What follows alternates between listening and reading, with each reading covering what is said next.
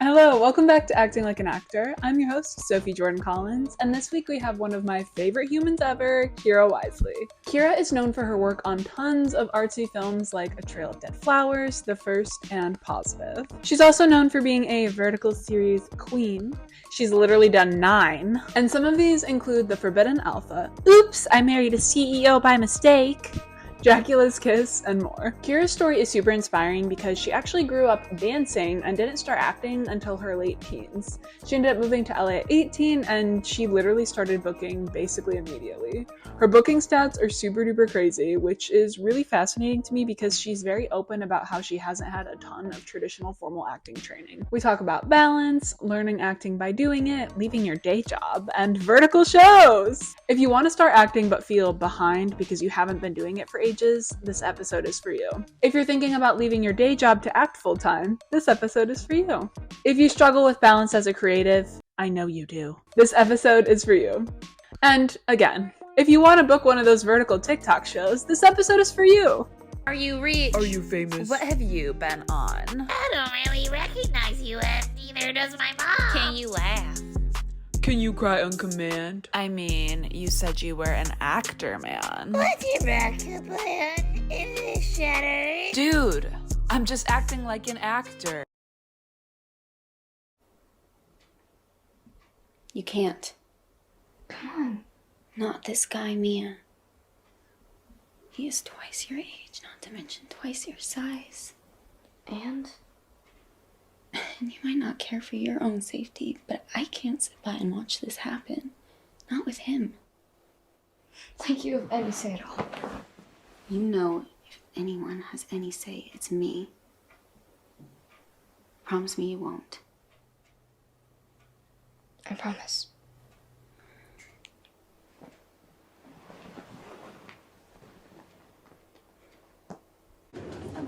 Hey, Sarah. Hey, I was thinking we could.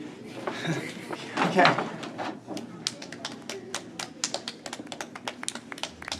That was stupid. Go ahead. I love you. That's better. I love you too, sweetheart.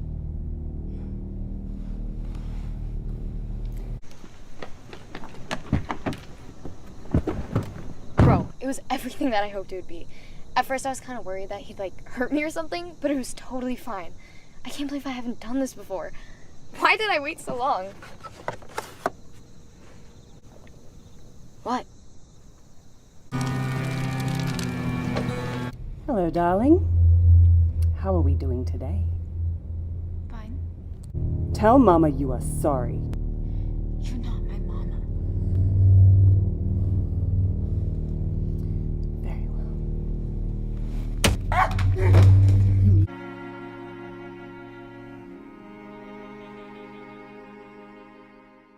Hello everybody, welcome back to Acting Like an Actor. I'm your host, Sophie Jordan Collins, and today we are here with Kyra Wisely. Yara. So we always start off with our segment. It's called Irritating Icebreakers. So it's 3 random questions. Okay, Are you ready? Yeah. Is there a day in your life that you would like to relive? Yeah. I just went a couple weeks ago to Disneyland. Oh. And I've only ever been to World, and I've lived here for a year and a half, and I hadn't been to Land, so it was a very fun day. That's fun. Who'd you go with? I went with my best friend. Okay, love. Girls' day. If you're, do you have a pet? Not here, but I have pets at, my Back at parents' home. Yeah. Okay. If those pets could talk, what would they say? I feel like, I don't know exactly what they would say, but I have voices for them. Okay. Can you make one for us? Yes, of course. So my parents have a pug, and when I talk for her, I use a voice that's kind of like this. Okay.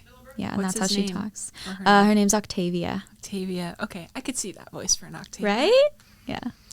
And then last question for you. When was the last time you tried something for the first time? Just yesterday. Okay. I went to Six Flags. Fun. And You've just been on an I know. amusement park. I have been Love yeah, it. I've been on a kick with that lately. But I'd never been on a roller coaster that went upside down. I was always too scared as a kid. Hey, And I tried it. Loved it. so fun. Would do it again.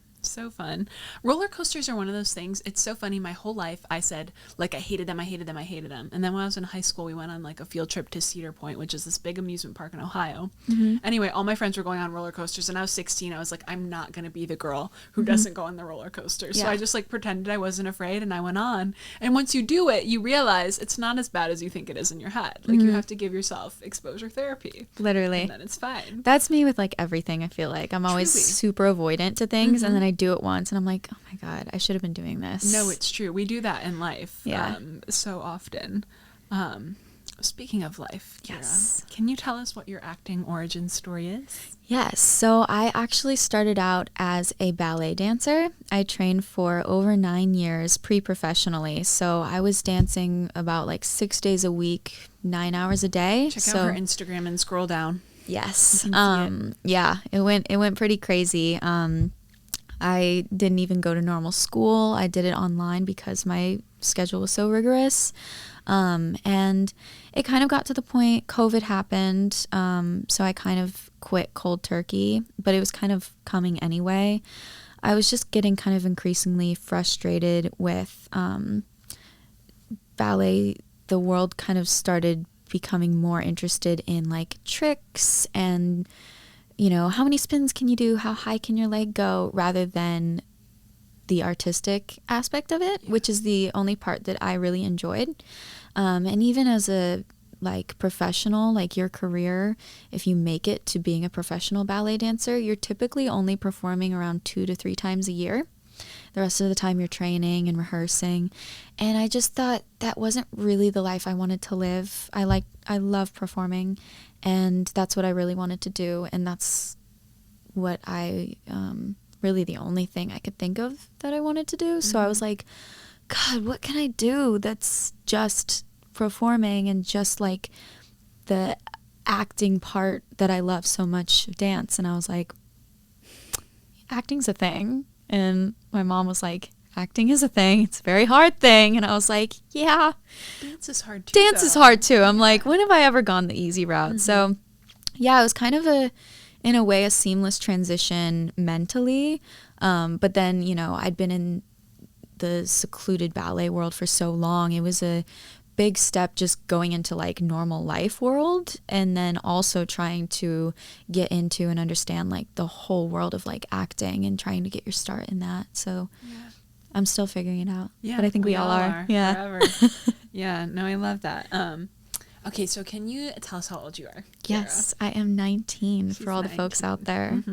So when you moved to LA, you were 18, right? Okay, Can you talk to us about like logistically what that move looked like? Did you come out here completely by yourself at first? Like what was kind of the first thing? Yeah, so I was actually living here very briefly when I was 15. I was dancing. I was like in a like boarding house type thing at a ballet school here in LA, but then COVID happened. But I knew like I had like a whole like moment as I was having to fly home. I was like, I'm going to be coming back here if it's the last thing I do. So I kind of just launched into like my little like 3-year plan. I was like, okay, I know I need to be here when I'm 18. So what I did is I knew that I needed to have a way to make money. And I could have gone the like minimum wage route, as so many people do, but that scared me a little bit. So I actually ended up graduating high school early because I was doing it online. So I did college courses to get it all done. So I graduated when I was 16. And then from then on, I did some minimum wage work on the side. While I ended up getting certified to teach Pilates, which was a great segue from, you know, ballet, and that helped me a lot. But I did some odd minimum wage jobs. The first one I did when I was still 16, I worked at a kratom factory.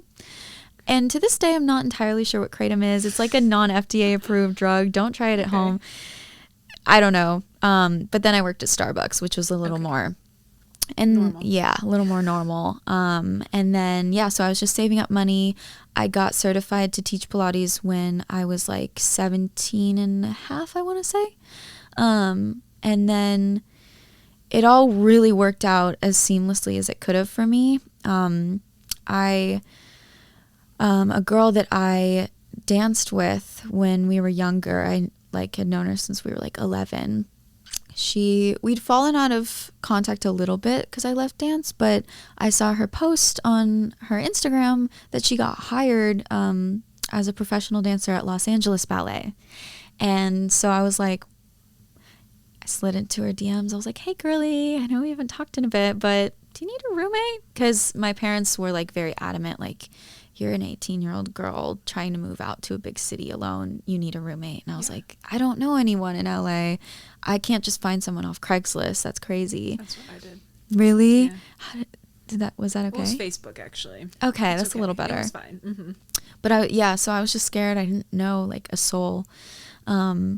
So yeah, it ended up working out. And I moved out with her. She was also from Oregon, where I'm from. And we moved out together in August of 2022. So it was like a month after I turned 18. Mm-hmm. And we had an apartment in Culver City. And at the time, I just wanted to, go to LA. I didn't really know the layout of the land at all. Yes. So yeah, I lived there for about a year. Unfortunately, that roommate situation didn't work out. So now I live in a little studio by myself in Mid-City. Okay. And I think next year, when my lease is up, I'm going to think maybe moving towards the valley. Yeah. Join us. Yeah. Mm-hmm.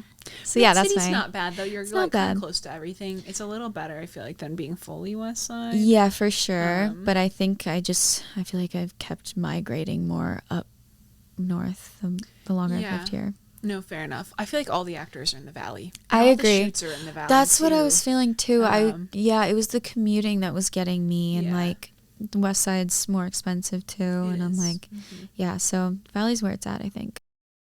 So were you doing any acting in Oregon before you moved out here, and what type of stuff were you doing? Yeah, so I did just most of my training during COVID. I did a lot of work at Beverly Hills Playhouse.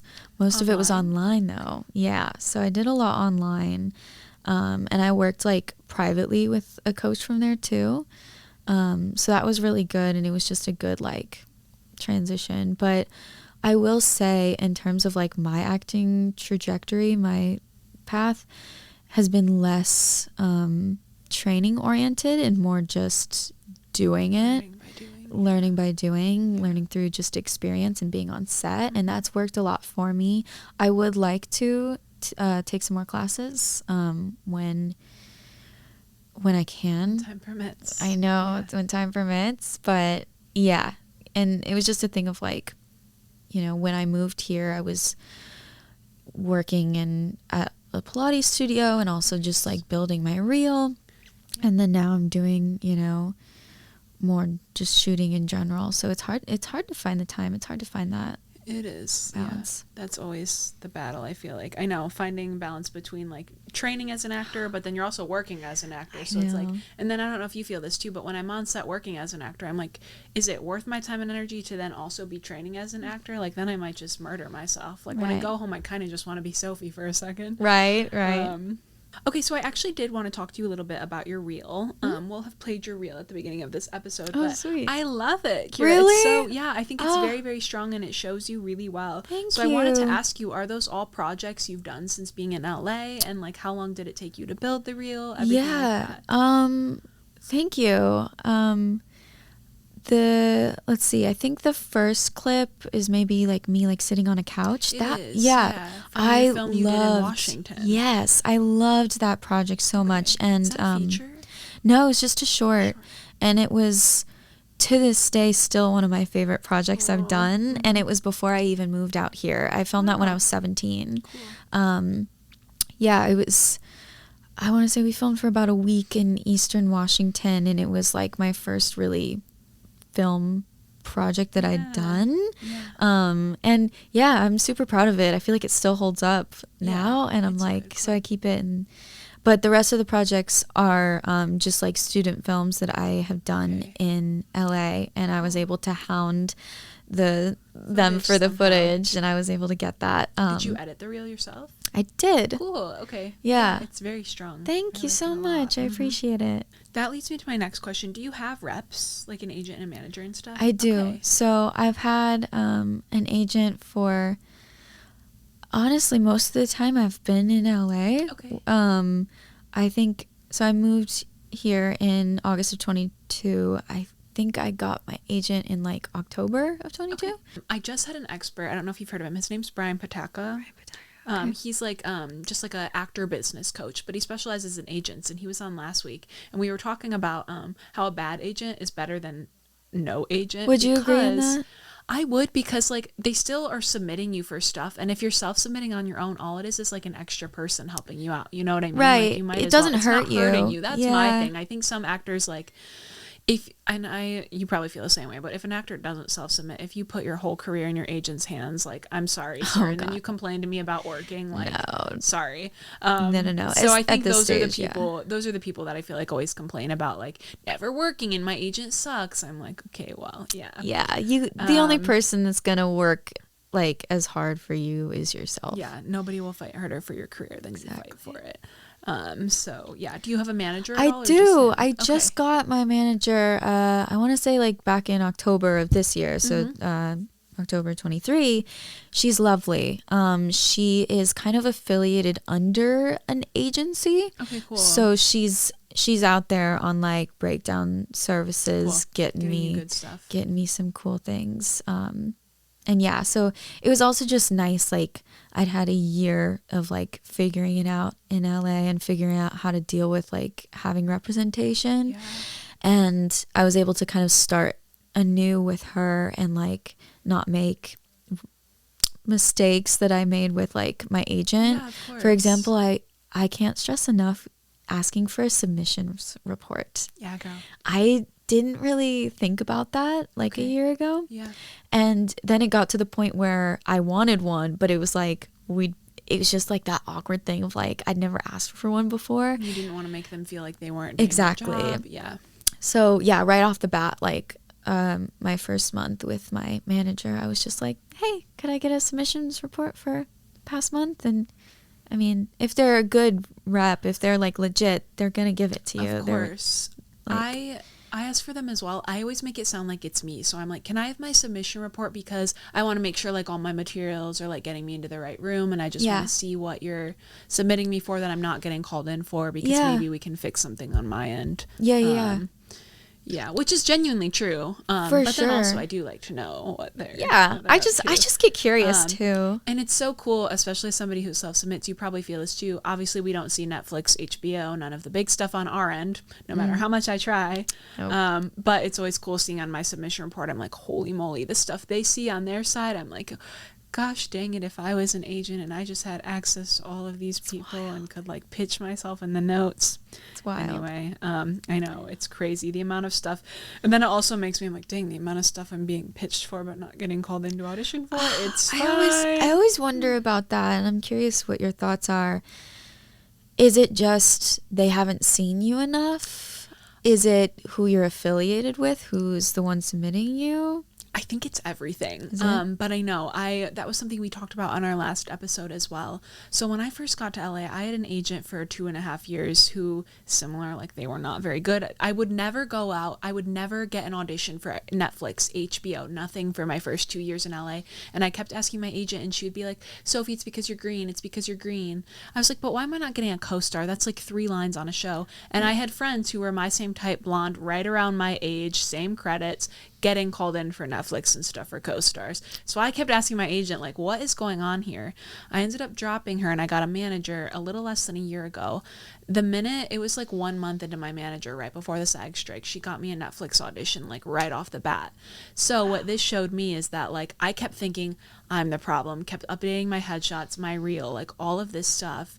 I wasn't the problem. My agent just didn't have the right connects to get me into the room. The minute I got somebody who has connects, now I'm getting into these big rooms. And my big thing too, if I don't book it, I don't really care. I want an audition. Yeah. I want the chance. To book that the is room. always my biggest thing. Yeah. If I don't book it, literally I don't care, but please get me an audition and give me a chance. Yeah. That's total. I'm right there with you. I just want to at least be trying. Yeah, I want you guys to see me. But I do know, are you SAG eligible? No. Okay, so I do know too, there are certain rooms you can only get in if you're SAG eligible. Yeah. Like series regular and whatnot. They only call you in if you're eligible. Yeah. I'm shocked you're not yet.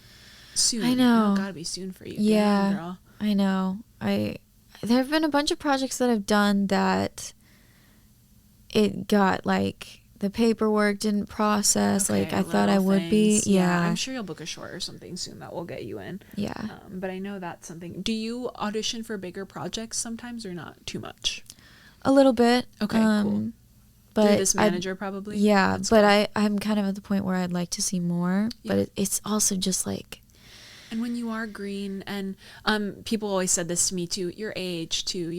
I'm like, yeah, but bloody hell, there are young people like, they're I know. not, they're 18-year-olds booking the series regulars, and I'm like, I know. okay, well. So I think what it can be is like, again, your credits. It's such an annoying industry how it's like you need a credit in order to get your first credit, and I'm like, okay, but how do you get the first like? Yeah.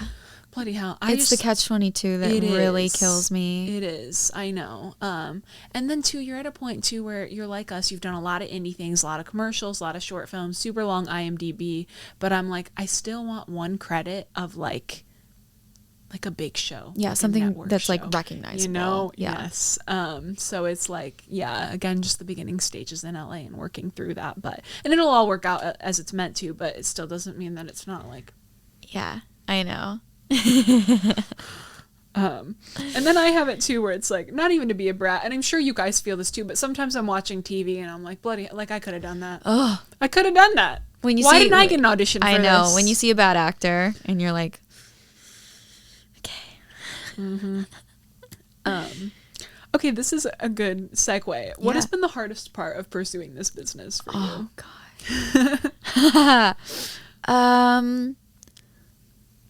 I would say like two things. Okay.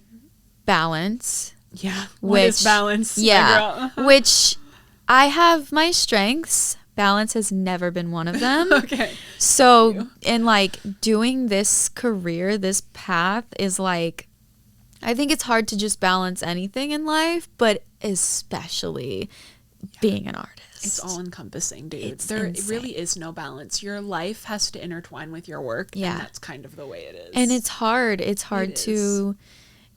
just hard to like figure that out because, you know, I am ambitious and like I'm to the point where like I have to be working. Like I have to, that has to kind of be my number one. Yes. But also I want to be still a person because that's relationships. want to have relationships and like, you know, friendships and like things like that, because at the end of the day, my career, my work is me pretending to be a person. How am I supposed to do that when I myself am not experiencing being a person? Yeah. So that was my honestly biggest challenge. Like the first year I was here, I made absolutely no effort to cultivate really any sort of friendships or life outside of my work. I was just solely focused on that because I was like, I only have the bandwidth right now to focus on one thing, so it has to be career. But recently I feel like I've been getting better at like figuring out like the right balance, especially like just it's different for everyone too, you know? So yeah, balance. And then also I am a chronically impatient person. And I see that both as a strength and a weakness. I think that in this business, you do have to be quite impatient because if you're not, you become complacent. 100%. But it's also hard like mentally because I'm like, you know, my first year in LA, I was like super impatient and mad because I was just trying to build my reel. So I was doing these unpaid student films and I was just mad. I was like, I want to be paid for my work. I want to like do this and this and this. And then year 2, I am getting paid for my work. I don't take unpaid work now. But it's like now I'm like wanting to go a step further and I'm like, why am I not doing Right. And you get one gig too. I don't know if this happens to you, but like because it's so annoying how the rate we get paid varies so much. Like sometimes I'm getting paid $2,000 for the same thing that a different commercial tries to pay me $200 for. Yeah. And that's when I get a little like yeah, you know, so it's like you start making money, but then it's like, you know, certain companies are like taking advantage of you and like things get anyway. And then tacking on like a third thing, I feel like assertiveness, and that's something that I had to learn really quickly. Just because I feel like there's a little bit sometimes this sort of like stigma or like feeling of artists and like the relation to like artists and their work that doesn't really happen in any other field. And it's that like you probably hear all the time like, oh, well, you'll be paid in exposure, you'll be paid in experience, and this will be a good opportunity for you to do all this unpaid work. And well, you love it so much that you should just want to do it unpaid, right? Okay, a lawyer can love their job so much, but they're getting paid bank to do it. And I think that's a difficult thing that I've had to navigate, is like at times almost being shamed for wanting to be paid for the work that I'm doing. You don't love it enough to do it for free, Kyra? Yeah. Well, no, I do love it enough. I just also have to fucking eat. Right, So it's right. like, yeah. And it's like, no, I do love it, but it's like, it's also a job. It's not, I'm not doing, it's not volunteer work. It's so... It takes time and energy and so much of it. So much. Not to mention, too, like, it's not just being on set, those long 12-hour days. We have to do all that prep before, like... The auditioning, too. Like, we don't get paid for any of that. Even the submitting, girl, I don't know about you, but that takes up hours. Oh my every gosh, day. yeah. On Backstage alone, I set my, like, you can, like, filter submissions. I set it for worldwide. Just because sometimes there are things that are like... That's smart. I do that too. Yeah. Even in like New York and stuff, if it pays good enough, I'll Yeah. send it. Yeah. And like sometimes it's just like the way they like put it all together. It's like, yes, this film's in, you know, Wisconsin, but the travel and accommodations are paid. They just... They set the seeking submissions from only Wisconsin. I'm like, well, They just let me don't know see how to that. post the job, so Exactly. That's smart. That's a hack on It's a your little hack, submissions. Backstage hack. I love Backstage, but when you set it to worldwide, then you do see everything. And that takes like a lot of time to work And then through. sometimes multiple times a day. Usually multiple times a day you have to do it, you know, morning, night, whatever. Right. And, you know, I'll be doing it on set. Like if I get like the teensiest bit of time off where I'm not like just like trying to, you know, go through a scene and like... That's another thing too as an actor where it's like, you have to, while you're working, be thinking about the next thing. You can't just like stop. I like sometimes I'm on set with people that are like, I don't know what I have going on next. I'm like, I know what I have going on next because I'd be self-submitting while we're here. Like you gotta, you have to keep it going. Working, you gotta be on it. Which it is. Again, it's annoying to be on set and have to like submit on your breaks, but like it is what it is. You can't be. Again, it's like the complacent thing. If you want to maintain like the grind and keep working, you can't ever, just because, you know, you get a gig where you're on set guaranteed work for 10 days doesn't mean you get to relax, because all I'm thinking about is like, oh god, what am I gonna do after this, you know? 100%. So yeah, so those three things are like what I found hardest, and it's no one ever talked about those. No. The number one thing, anytime I like told someone before I moved, like, oh, I'm going to move to LA to act, the number one thing was always, oh God, are you prepared for that rejection? Yeah. Not an issue.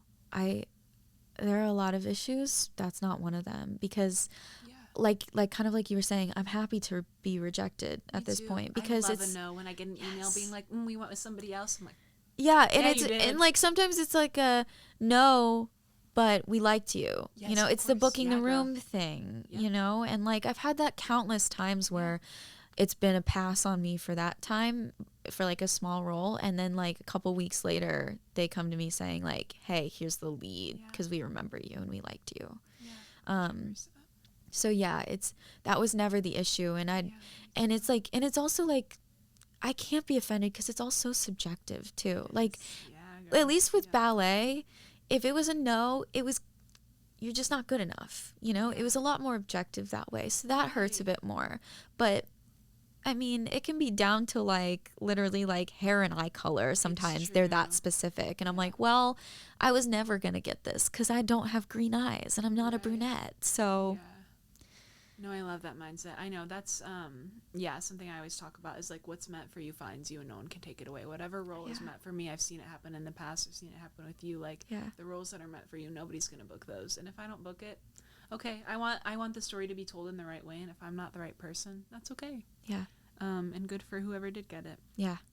can you think, I know you touched on it a little bit, but is there any specific project you've done that really just like lit you up and was like so fun and just made you really realize like, yes, this is what I want to do? And can you tell us about it? Honestly, anytime I'm on set, really. And I know that's such like a cringe answer, but like, no, I think someone, I don't know who said this, but I really resonated with it. They were like, the hard work isn't when you're on set for 12 hours a day. Like, yes, it's hard, but like the work is when you're trying to book your next gig, and the vacation is when you're on set. And I was like, oh, yes, absolutely.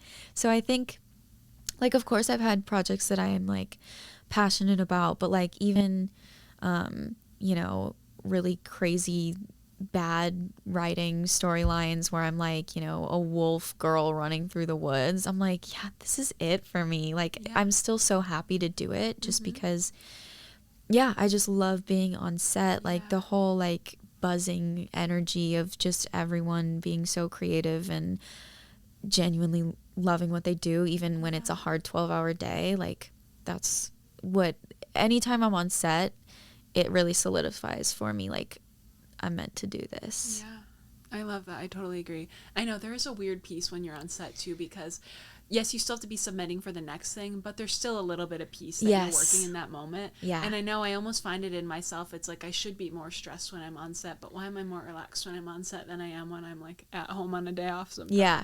No, I love being on set. Any day that I'm on set is a good day. Which, speaking of, you've been on set a lot lately for these things that we've been chatting about here. Yes. We just had, if you guys remember, Ryan, who I call the Real Short King, was on a couple weeks ago.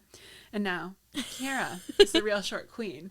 And I would love for her to chat about these. See, I had it in my notes you've done 7, because that's what your IMDb says. But she corrected me. She's done 8. I just did my 8th one with Ryan. Okay. So yeah, that was what that 8th one was. That was like the funny thing too, is like we had Ryan on and I like mentioned to him he was the Real Short King, and I've always thought Kyra was the Real Short Queen, and then of course they did one together and I was like, well, this is just perfect. Yeah. I love it. Yeah. Yeah, so I'm sure you've talked about kind of just the vertical shoots in general, but they're somewhat of a new thing. A lot of just kind of actors in our kind of pool are doing them because they're good money, they're non-union, they're always doing them. Yes, it was more just and more production companies too. Have you seen they keep it popping used up. to just be LA? Now they're filming them in New York, Atlanta. Yep. I had a friend do one in Mexico. So also another hack, like honestly the ones in New York are paying like $600-700 a day for like 10 days that I just like, I'm submitting for them because I'm like, if you're paying me $7,000 for 10 days, I can cover my own housing. Oh yeah. So yeah, they're coming up everywhere. So many new production companies. So much money is in them. I think it was the New York Times or the Wall Street Journal. One of their articles said that the show cost $300,000 to make and it grossed like $52 million. Insane. It is. It's insane. Like a $51 million profit. It's so insane. It's which then makes me maybe we should get paid more. Oh my gosh. You know how many times I've like wanted to just like ask, hey, can you just give me deferred pay? And like I never want deferred pay, because anytime you hear like deferred pay, it's like, you know, a little indie film and they're like, oh, this is gonna make so much money. I'm like, yeah, no, I'm getting paid nothing. But I want that, like, give me like 2%. And I'm like, I'm set, you know? But yeah, so I think I did my first one, I want to say like in the summer of 23. It was like July, I think, or June. And then, yeah, since then it really just took off. And I've only had like a month or 2 since then that I haven't done one. And you know, I was still working as a Pilates instructor, but now because they do so many productions, and you're right, they've started even doing them in like other places. Like I had a production company from Atlanta reach out to me, and they're like, and they said that they'd cover, like accommodations and things like that. Eventually my schedule just got to be so crazy that I had to drop my Pilates job, and that was so sad when you have to leave your day job for acting. I know, and it was sad, but also still scary. No, I'm sure. And I'm still scared every day. But it definitely like pushed me harder because I'm like, I have no fallback. Yeah. If it's, a tough month, then it's just I have to bite the bullet and eat, some of my savings if I'm not making acting money. So it definitely is like even more of an incentive to really just go for it and get on those self-submissions and make the connections. So I have things that I love and love a little less about the vertical shoots, but all in all, I am very grateful for them. And I almost consider them to like be like my day job in a way because, they're all funded from either like China or Singapore. So they have really no ties to like Hollywood or anything like that. That's a good point. So that's why to me it doesn't feel like, sometimes everything feels like it's connected. I firmly believe that there is no connection with that. So that's kind of why I think of it as like a day job. I love that because I know some actors are like, like they're like soap operas. Like, what if people think this and this about you? I have things to say. I have things to say about that because I would like, as I was kind of going back to like me saying every day that I'm on set is a good day. I can't fathom like people hating on like, even if it's cheesy, I get to be on set and do what I love as my day job. Yeah, maybe it's not like Academy Award winning, but like very rarely I feel like in, the early stages of your acting career, are you doing that? And also you're not ready for that stuff right away either. When I first moved out here when I was 18, I was not ready to do like an intense thing like that. So it's like you get to kind of build up those skills and like make your mistakes and learn and meet people on these sets. And also too, you know how it is. One thing does lead to another here as well. And like there's crew people there's other actors, like you're meeting people. You never know who you're going to meet. A lot of the directors I've done on those have been really, really cool. Yeah. Since they have a fat budget, sometimes they bring on really cool directors and like you make a connection there too. So it's like, yeah. Agreed. And yeah, so I'm like, are you, that to all the actors that like hate on doing these, are you really an actor if you're going to just turn down times that you get to be doing acting? I agree, but honestly, homegirl, I don't think it's so much they're turning it down. I think a lot of these people are the ones that don't self-submit and that potentially are like those kind of actors making comments. But I get annoyed when I think it's a very snobby and elitist take to just be hating on. You're on set, you're meeting people, 100%. You're acting. And it's also I think you've talked about this before, but the scripts are pretty bad, objectively, but it's kind of, I've heard people say it's kind of almost like in a way like translating Shakespeare, not in the sense, not like, because Shakespeare's actually like good, it's just, older English, but it's like finding behind, because the scripts are usually translated from Mandarin, so much gets lost in translation, and most of the time it doesn't really make sense. So but it's like it's a job in itself that I actually quite enjoy, is like finding the meaning behind it and like finding the emotion through that.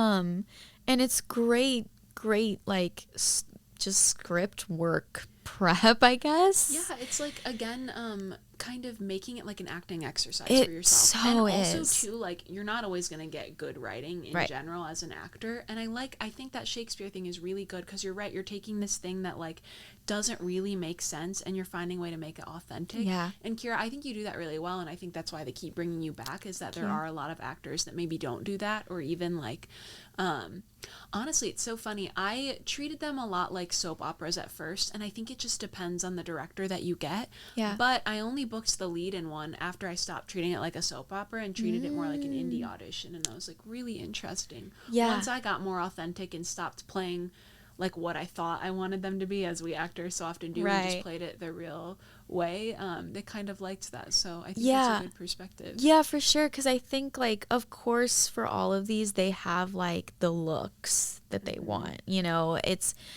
anytime I walk onto a set of one of these, I'm like, oh, it looks like discount CW in here. Truly. I'm like, Jesus Like, Christ, everyone's especially so the males, hot. Oh my I God. know, they're always like they're all beautiful like, with, like, the certain they're all hair. super tall, I know, super tall, cut toned, jawlines. yeah. I'm like, you just walked out of a Calvin Klein ad. What are you doing here? I know. But yeah, so they like have the look that they want, of course, but then I think it's kind of, you know, you can play around with it. Like, for example, when I audition for them, I like kind of try and find the line between soap opera and indie. Okay. And I do like, I love when they ask for 2 takes because then I just go full soap for one and then indie for the other. But I think, you know, like they see the look and then they're like, okay. They, of course, want to see, like, the tears and, like, the emotion that's on your face. They'll always ask, and I'm like, okay. Do they tell you a lot slower? Go slower. Slower? No? Yeah. Not a ton. I will have some that do. Because, you know, they always want to, like, hit their beats. Yes, and sometimes that's exactly they'll literally go in slow-mo for some shots, and I'm like, oh, God. But, no, I really enjoy... Like, even if I go kind of more campy, soapy for an audition and I book it, then I get to have fun because they've already cast me. So then I immediately drop all of that and just try and make it as authentic as possible. That, yeah. And it's so fun. Like, I love also working with actors on those because they're quite good. So they are, because I think the thing is with these projects, you do have to be a good actor to book one because they're competitive, because they have a budget at the very least. So there are a lot of actors auditioning. Even the one I did, the casting director was telling me she gets like 500-600 submissions at least. Then they call in like 100 of us to audition. And then from there you're picked. So yeah, good on you for booking 8 queens. Yeah, they are competitive. They are quite competitive because, you know, they're paying well. I've been curious about that. Which makes sense. Yeah. Yeah. Oh, for sure. I mean, I would say in terms of like non-union projects, they're like, that aren't like commercials, obviously. They're like probably paying the best out there because they're also just consistent, you know? I would agree with that, honestly. It's the consistency. It's like, maybe it's just like, you know, I see right now like 350, 400, 500 a day. And like, that's pretty low for like a 1-day gig. But like, if you're shooting for 10 days, that adds up. And for theatrical, it's not low. I don't know about you. Yeah, for theatrical, for sure. For non-union stuff, like a lot of the theatrical stuff I see that's non-union, gives me a stomach ache. Oh, yeah. Oh, yeah. So, yeah, I love them. Yeah, for sure. I'm going to keep doing them. Yeah, they're paying my bills. You know, the thing I've been thinking, and I'd be curious your thoughts, is like, because I think these shows are going to have such a cult following, I'm wondering if like you book the lead in one, all of these people love you as this one role, if they'll keep letting you do other shows, you know? I don't know like what that will come or if you've experienced anything. So the ones you're doing, are they the same production company or are they just different production companies, same app? Like, I'm curious if you're... So there are so many apps now. So like the OG one was called ReelShort. Yeah. And then all these other apps were trying to kind of like piggyback or like be kind of like a rival to ReelShort. But they're all like the same format type stories. And there's so many production companies. I have only worked with the same production company twice. Okay. And that was like 6 months apart from each other, I think. Interesting. I've worked with a lot of the same people, like crew-wise, because they, you know, they mix and match. Yeah, for sure. But no, I would say I have been wondering about that though. I think, to be honest, a lot of the productions that I do aren't super high profile. Like, for example, I've actually only done one ReelShort production, and it isn't even out yet. So all the ones that I've done have been on these kind of like copycat apps. So they get some traction for sure, but not like, you know, I've seen some on ReelShort that literally have almost like 200 million. What's the one you did for ReelShort? It should be coming out in March. It's called Fated to My Forbidden Vampire. And I wasn't the lead in that one. I was the evil supporting. Okay. But I'm excited to see that. Yeah, a friend that I have who's actually pretty high profile on Real Short, he was in like the second most popular one. Is it Casey or whatever? Yes, yeah, Casey. I see him everywhere. I saw he did the one with you, and then I ended up stalking him and saw yeah, that he like is a billion, literally everywhere. And the lead in a billion of them. But is it only Real Short he does? No, he's done other ones. He was just, there's this new app that's they're putting a lot on right now called Surreal Plus or something. It's like Discount Disney. Yeah. Mm-hmm. So he did one for that, and then the one that we did together was on an app called Short TV. But he has done a couple of Real Short ones. Okay. But yeah, I don't think that it's hindering him in any way because doing multiples. Oh my gosh, he's like back to back. I want to say like he told me in January he worked like 27 days. I'm like, that's basically the whole month, my guy. Have you ever had like my first year in LA, I never do this anymore because I was burned too many times. Like men, it's always men, who are, you know, doing this big production, whatever. Sometimes they'll even say it's like a feature film and they're like, I really want to cast you. Can we like go out for coffee and talk about the role? It's so funny. I'm glad you're saying this. I made a TikTok about this like 2 months ago that blew up where I was like, why is it always men trying to like get dinner with me to talk about acting things, or like male directors wanting to like hang out or like go to these parties so we can talk about the role? Why has a female director never done that to me?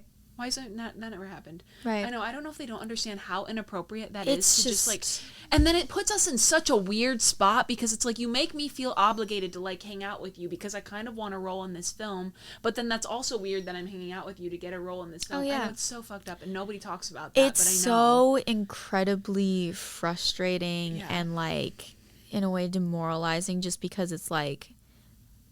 It just feels so like deceitful. It does. Like, 100%. Get on a dating app. Yeah, like 100%. As like a young girl who is like desperately trying to pave my way like into like acting and like get, you know, booked for things.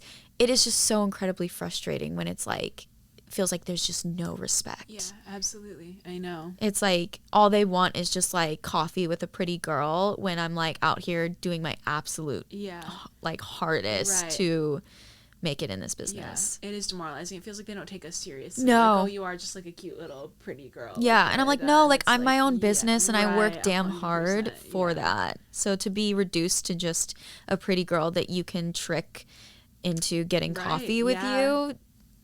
Yeah. I did it twice. It happened to me twice. And I've gone because I didn't know any better. Yeah. I was 18. Yeah.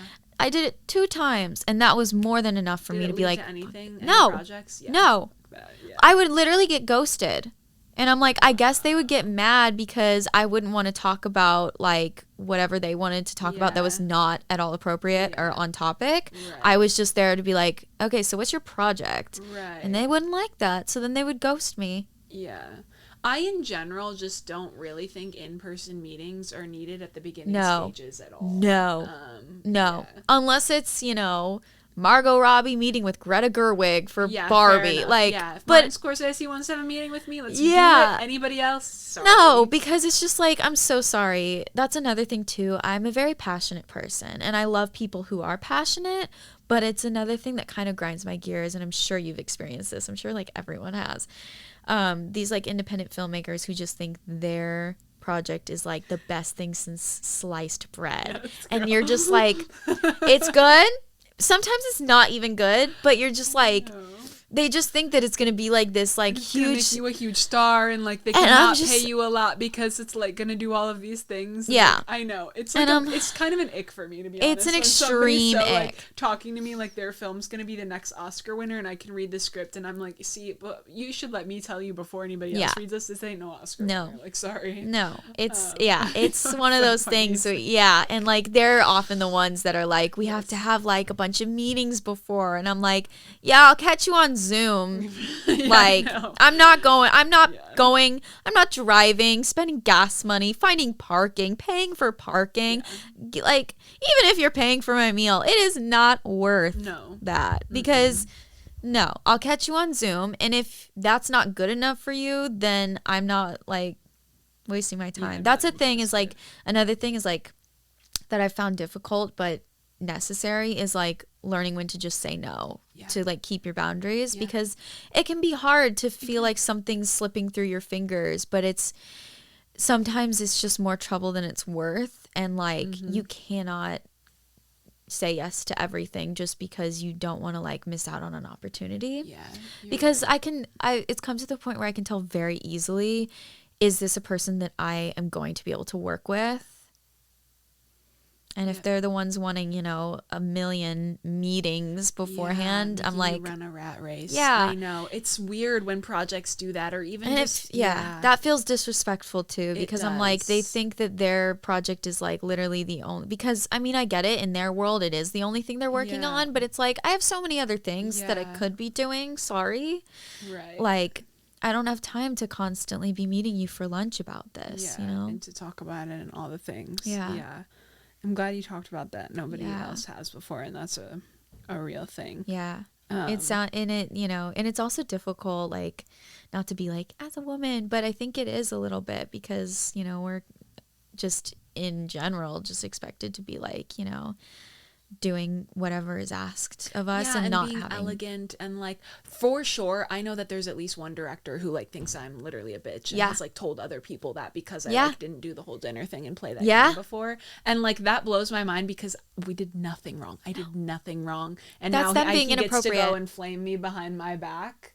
That's really cute. Yeah. And also it's one of those things where it's like, whatever, what will be, but I know it's so annoying. Yeah, setting boundaries is like so difficult, and like it was really hard for me in the beginning because I felt like I was being a bitch, but it's like you have to respect yourself as an artist to do that. And honestly, I have to hype you up for a minute because I have always really, really admired that about you. I remember that's why I was so honored to be. I was like, Sophie Jordan Collins wants me on her podcast, because I remember when I met you, I was so new to LA, and I think we met on like a video game commercial. We did, yes. And you know, it was like one of the first things. You were so new to LA. So I remember new. asking you, you'd been like less than a year. Yeah. And like a it was couple like months, I think. And it was like one of the first like things. That was like the first like types of jobs that I was being like paid for, so I was like, oh my god, this is crazy. So that was like big for me. That was where I was at in my stage. And then like I remember you like walked in like to the set, and like you just had this like just air of like confidence, and like you were just so assertive, and but not in like a bitchy way or anything like that. You were just like, you know, it was like for like Fiona or something that she was like producing it or something, and you were like where's Fiona? Can I like speak to her to figure out what's going on? Like, you know, because no one was really. It was a bit of an unprofessional set. I do recall that. Yeah, and you were like, is anyone gonna like tell me like, you know, where's Holding? Where's everything? Right. And I just remember like watching like, oh wow, like that's, you know, what I want to like get to. And you've always been such a role model for me, honestly. Like I've been like a quiet little fan behind the scenes. Like, no, because it's just been so nice like watching someone who like, you know, is kind of similar to my type, and like 100%. and like it's and just our journeys so are so similar, and our mindsets are so similar too. For those of you who don't know, I also moved out here when I was 18. And so right away when we met on set, I was like, she's so cool. I don't know that I've ever told you this, I was a competitive dancer too. I quit when I was 16 because I hurt my back, and that's how I fell into acting as well. So we have a lot of like, are you kidding? Similarities. And I think too, you carry such a confidence now when it comes to this acting thing too. Even when we did that set together, I know, what was it, like 2 months ago or something? No, that was such a full circle moment for me, because like, you know, I'd been like kind of watching you and seeing like your like monthly recaps and all of the amazing, incredible things that you were doing, and like I've been seeing like how hard you work, and that was such a like a role model thing for me too.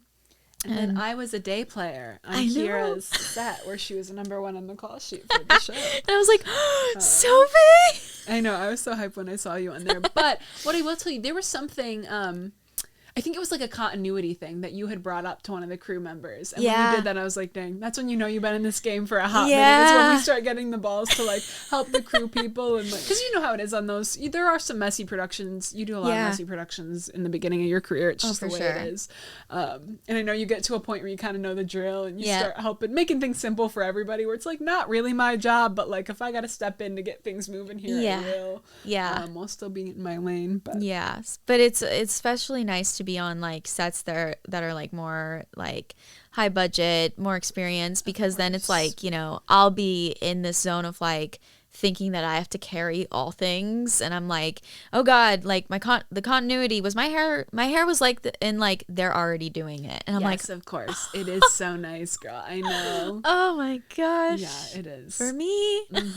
I know it does feel like that sometimes. Yeah, I know. The film world has really taught me how important it is to like delegate certain tasks to certain people, because it's so interesting. Like that was one of the things I was most shocked about when I got into this business, was just how many freaking roles there are on a set, like how many different people there are doing different many things. moving and parts. It's so important. You need Incredibly. you need all of it. And that's when, you know, like going back to like indie stuff, it's like that's when it can get frustrating when it's like, you know, you hear, oh, we have a skeletal crew of like 5 people, and I'm like, how are you gonna and once you've kind of done bigger projects, you get to a point where it's like where you know what's gonna work and what's not. Exactly. And that's when it comes to like, I did do some funky stuff when I first moved here, and I needed to do that. I'm not at that point anymore. And it comes to a point where it's like you're in LA for a minute and you don't have to be in that survival, like taking everything. It worked for you at one point and you learned a lot from it, but it's time to like move past that point.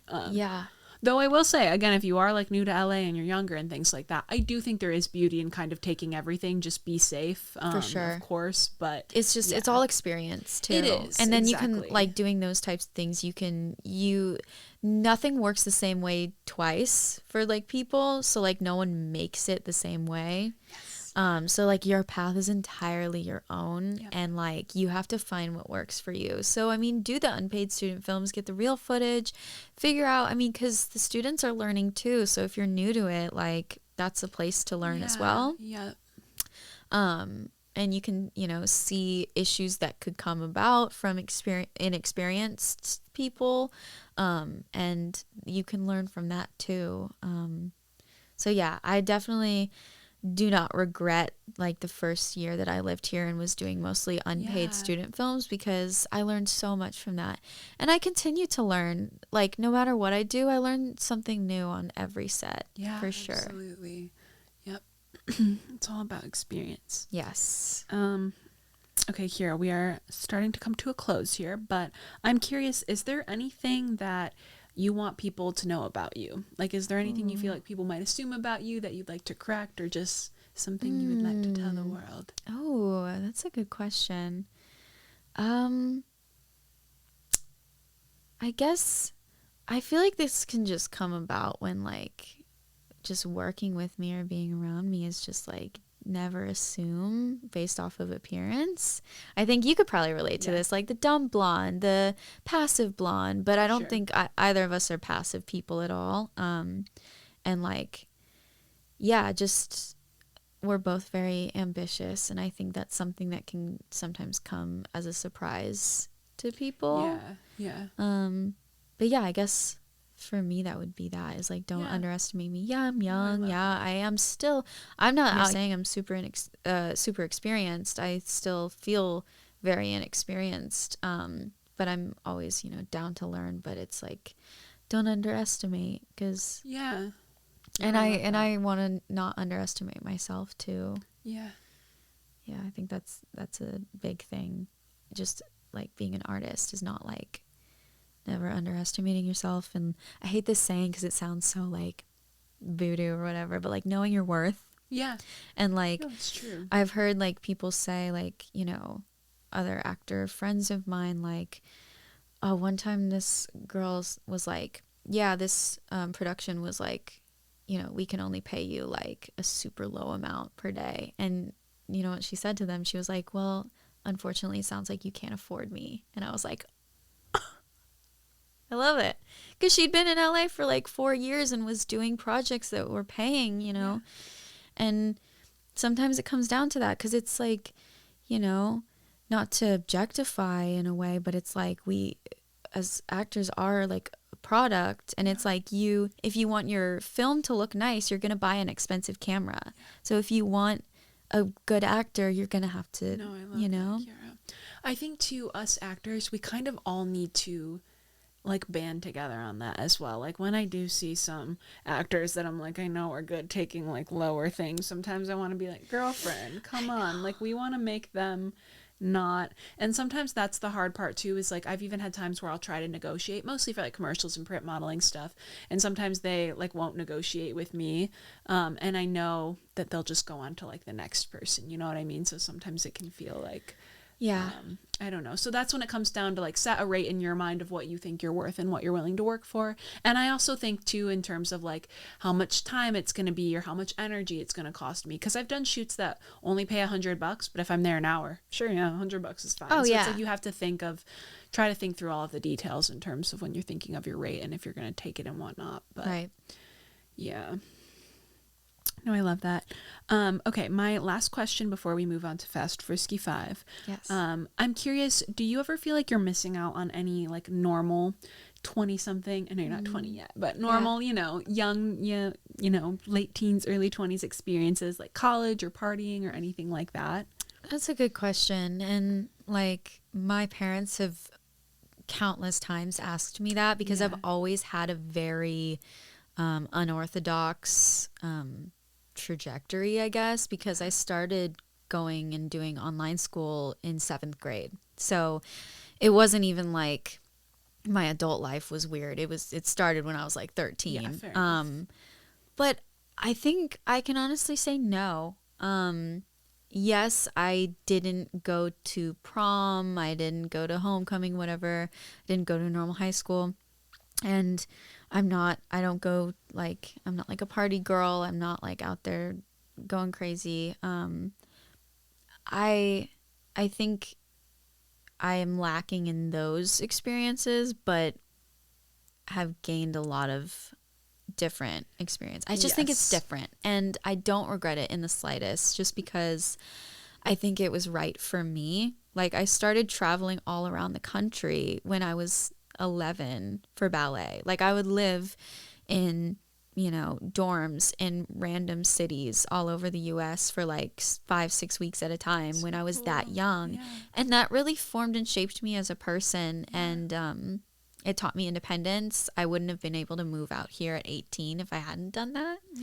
I don't think I'd be able to do this career if I hadn't done that. So I think it's all just preference. Like, back when I was in public school, I still see, girls my age that I went to school with who are on a completely different path.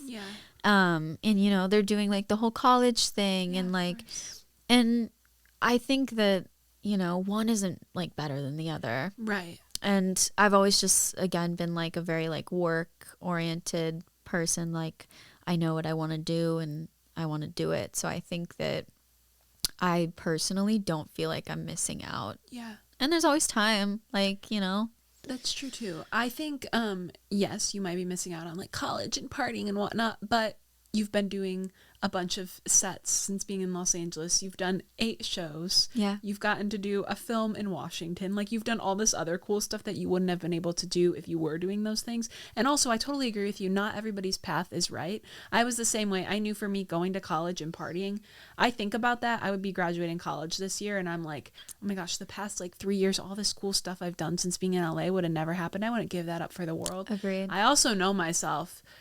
I wouldn't like partying much anyway. Like sometimes I even try to go out with my girlfriends at night and I'm always like, that doesn't really fill my cup up anyway. So it's kind of just knowing what is for you. And I also think too, in terms of college, like I was like you, where I felt that my path for acting was just to go on set and learn there. I didn't think I needed a theater degree. From all the research I did and stuff like that, it was like, no. And you hear so many people coming out to LA with all these student loans and their theater degree, and I just didn't think it was worth it for me. So I also think it's funny, like, yeah, I didn't go to prom, but I've been to fake prom. I like, I did a commercial for a preparatory high school, and I got to cosplay as a high school student for like 4 days while we were filming. Yeah, and it's like I'm gonna be playing a high schooler for the next 20 years, so I'm like, am I really missing out? I get like all the 100%. fun aspects of it, but without all the schoolwork. Yeah, I know that is fun about our career. Right. It's funny you say that too. When I first moved out here when I was 18, I did a music video where I played a prom queen as well. But since I graduated high school in 2020, I didn't get a prom. So I had the same thing. I like made a post on Instagram and I was like, here's my prom. I know with the actor that I was like going to prom with, I was like, hey, I've never been to prom. Can we take some like prom pictures for my mom? And he was like, oh my God, absolutely. That's so fun. And then you don't have to worry about finding a date or anything. I know. I was like, you're right there. Love it. Okay, are you ready for our Fast Frisky 5? I'm ready. Okay, favorite quote? Success is when preparation meets opportunity. Okay, love that. So true. Something in LA that you love that maybe not a lot of people know about. Oh. I don't know if a lot of people know about this, but I love going to Point Doom in Malibu. It's like a little it's beach, right? beach vibes, and parking's easy, so. Yes, that always. Yep. Favorite line in a movie? Favorite line in a movie? Ooh. I'd have to think about that one. Can we circle back? Yeah, we can. Pickles, yay or nay? Yay. Recent obsession? Probably roller coasters. I know, That's all I'm thinking about right now. Sounds like your and then a obsession. favorite line from a movie. Or a show. Or a play or whatever. Even a lyric. Mm-hmm. I would say every line that I've ever heard is like... I know. That's always how it goes. I know. You ever think about that? Like those interviews with actors where they're always asking like Margot Robbie, what's your favorite movie? And I'm like, oh, that kind of question scares me. Anyway. A favorite movie like a lot of pressure. is... I can never answer that question because it's like... I have like my comfort movies and I'm like, it's what do so you want? subjective. What do you... It really... Like, it just depends, honestly. I know. It depends what kind of mood you catch me in. Really. Let's see. I feel like this one's just really like akin to like how I've felt a little bit in like LA. I search the party of better bodies just to learn that my dreams aren't rare. What's that from? It's a song of hers called You're on Your Own, Kid. Oh my gosh, I love that song. Yeah. And first time I like listened to it, I just like bawled my eyes out because I was like, I was like, geez, I searched the party of better bodies just to learn that my dreams aren't rare. That's so, because I think a big thing is like comparing and like seeing, people who look just like you, but you think are prettier or thinner or whatever, so real. Have more connections, have more followers on social media. And then you're just like, how am I supposed to do this if even they are struggling?